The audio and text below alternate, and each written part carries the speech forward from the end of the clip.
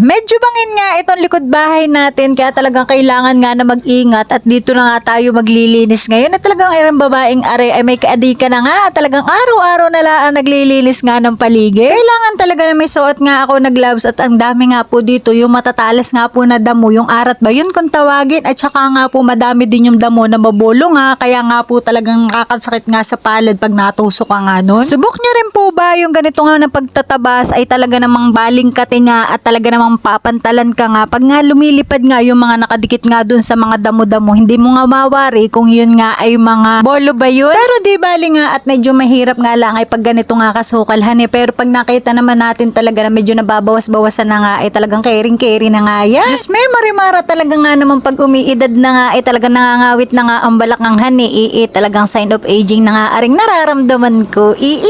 Maikwento ko na nga lang nung bagyong Christine nga ay malakas nga yung impact ng tubig kaya nga itong parting ito ay gumuho nga. Ayan o, diba napakataas nga tingnan kaya talaga naman nakakalula nga pag nandito ka nga sa taas. Syempre dahan-dahan nga lang din yung kilos na ginagawa ko para nga safe nga tayo at hindi tayo mahulog dun sa baba. Nung nakaraan nga ay nagamasa na nga namin ni Ate Keisha itong parting likod nga sa baba kaya talagang medyo malinis na nga are. Ayan o, kita nyo naman at ito na nga ang sinisimulan ko. Ito naman parting taas nga at medyo malawak-lawak na nga din itong nagamasan ko. Dati nga ay every summer ay pinapagamasan nga namin ito hanggang dun nga sa pinakang taas pero ngayon nga ay hindi na kasi nga mas lamang nga ang tag-ulan dito sa ating bayan ng Mahayhay kaya talagang delikado nga din pag lagi nga itong gamas. Ay salamat at nakatapos-tapos na nga ng paggagamas. Ayan nga at ika 2 days ko na nga ito. Tinapos ko na nga din yung walisin para nga maganda nga tingnan. O diba talaga makabuluhan nga na naman ang araw natin at talaga naman may natatapos-tapos nga tayo nagawa at ayan na nga po at talagang pawis na nga talagang tagaktak na nga ang kilikili sa sobrang taas nga nito talaga namang kinakabahan na nga patihan O siya hanggang dito na po ulit. Thank you nga po pala sa patuloy na pagsuporta po sa aking mga mini vlogs. Bye! Ingat po palagi!